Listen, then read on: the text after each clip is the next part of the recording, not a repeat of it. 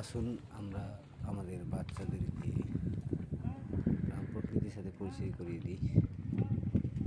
গ্রামের যেই পরিবেশ সেটা আমাদের আসলে শহরের বাচ্চারা বুঝতে পারে না। এরকম দৃশ্য আসলে শুধুমাত্র গ্রামেই দেখা যায়। নদীর পাড়ে এই মৎস্যের এই পালগুলো শুধুমাত্র এই নদীর পাড়ে চরের অঞ্চলেই দেখা যায়। প্রিয় বন্ধুগণ, সবাই ভালো থাকবেন, সুস্থ থাকবেন।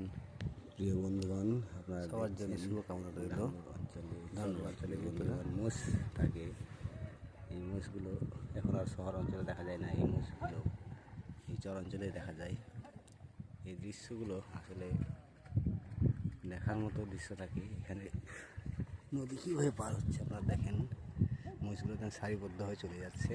এই তো দেখেন মাথায় সামনের দিকে একজন মোষ চলে যাচ্ছে। মোষের সাথে সাথে সব মোষ একই সাথে পার হয়ে যাবে। এখানে অনেক ছোটো ছোটো মোষ আছে, বাচ্চা মোষগুলা।